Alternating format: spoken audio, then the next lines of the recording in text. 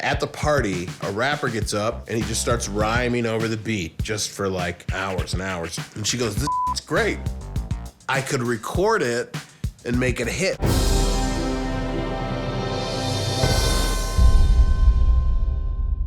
Party people in the place to be. My name is Questlove, and I'm here to tell you about the birth of hip-hop culture.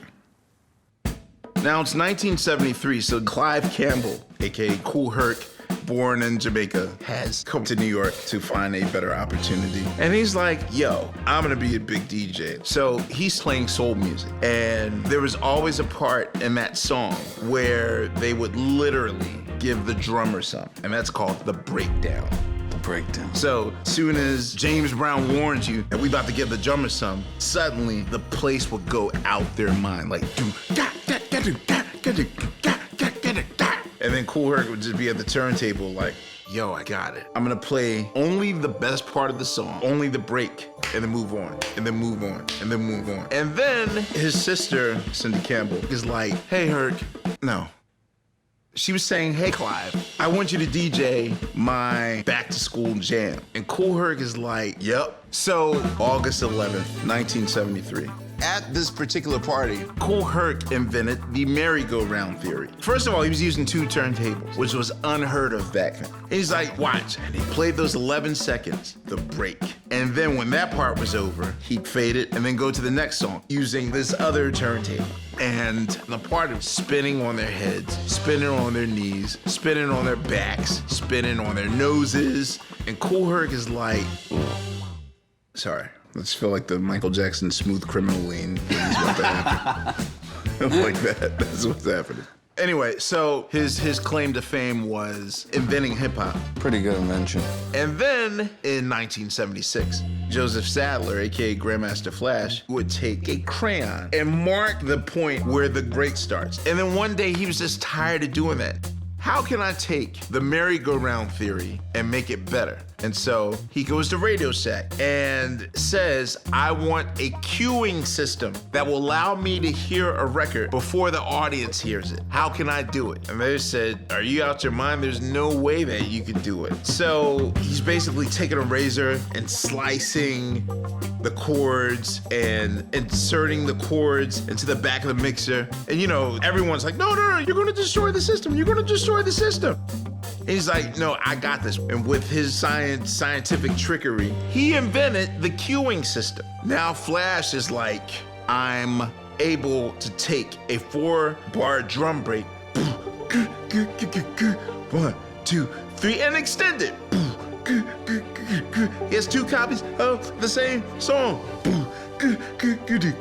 Damn. I'm so dizzy right now, you just don't know. You okay? Yeah, anyway, so Flash had an apprentice named Mean Gene, and Mean Gene had a little brother named Theodore Livingston. So Mean Gene, Theodore, and Mama Livingston all living in this apartment complex. Now, there was one rule for young Theodore Livingston, and that rule was, don't touch our equipment when we're gone.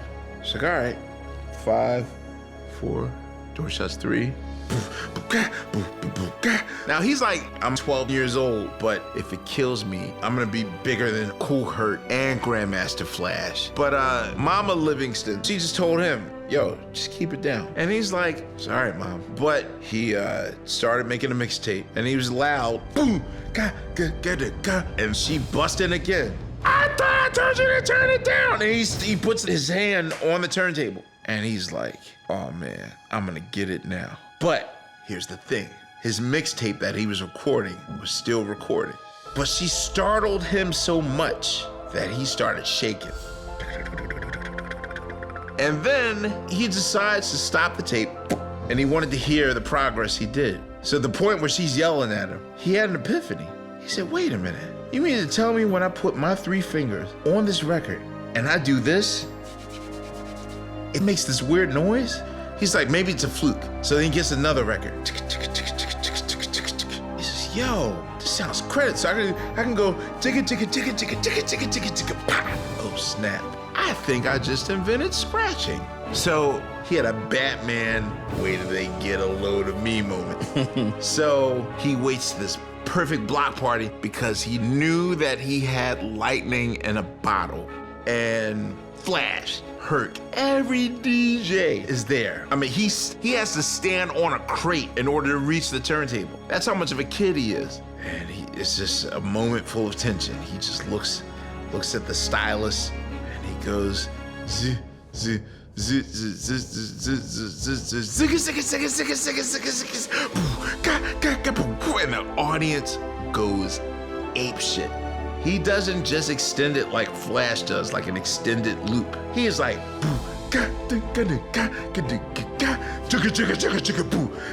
and people stop dancing and they just watch him. And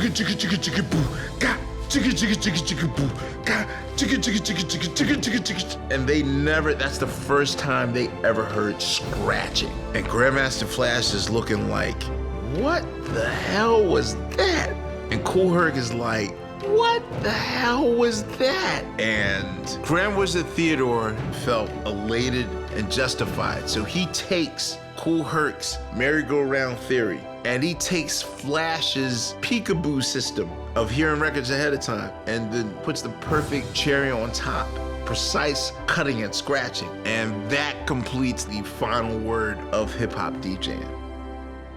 The art of turntablism is a beautiful invention. I mean, the best babysitter I ever had in my life was my dad's turntable. 1, 2, 3, 4.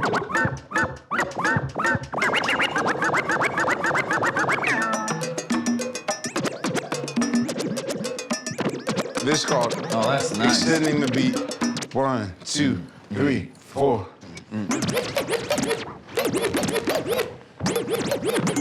Well, that was your quasi lesson. I love that. This is math and science. It also reminds me of this. Let me see if I don't want to school you, but School me. ta, ti, ti, Ta, ta, T, T. What do you know about ta and TT ties? rest. You just spoke my language. Hello, my name's Colton, and tonight I'm gonna tell you about Rapper's Delight. Drink up. All right, so we're talking about late 70s. Disco was everywhere. But Sylvia Robinson, who was a R&B singer, she went to a party one night with her son in New York. And at the party, a rapper gets up and he just starts rhyming over the beat just for like hours and hours. And she goes, "This is great. I could record it and make it a hit." And so she went up to the MCs at the party. She went up to Herc and she goes, "I want to make a rap album. I think hip hop could be cool. You want to do it?" But Herc is like, "No, I don't want to do it. Hip hop's, you can't put it on an album." And so she goes to the other rappers. They all say no to her, but she's tenacious about it. And she goes, "You know what? This is going to happen. I'm gonna make a hip hop album no matter what.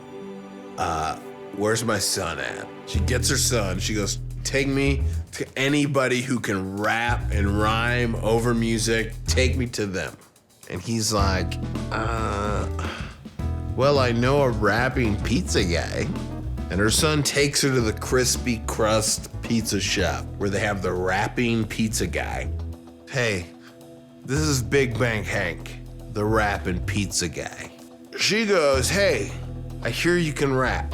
"Oh yeah, I can rap." "Can you do a beatbox?" "Oh, come on."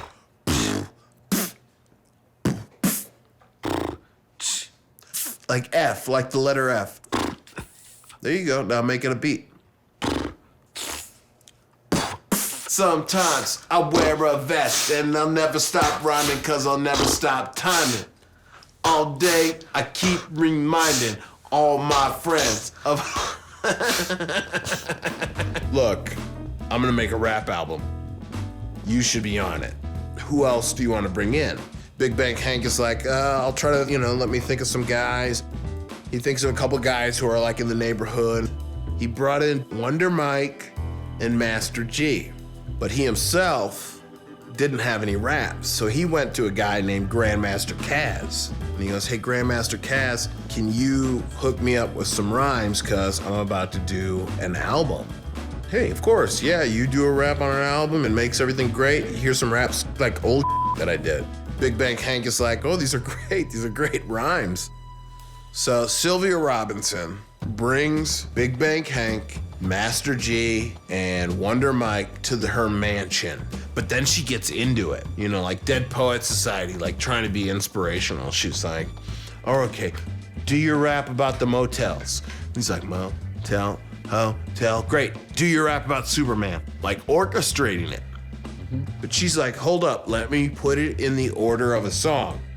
You know, verse, chorus, verse, chorus, bridge, chorus, verse, chorus, which hadn't happened in hip hop.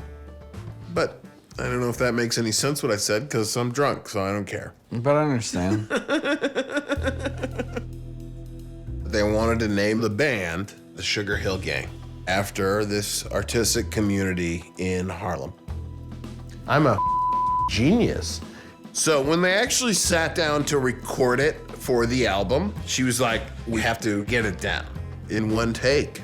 And so they brought in a band and they go, hey man, we just want you to play these 16 measures of a song over and over and over again.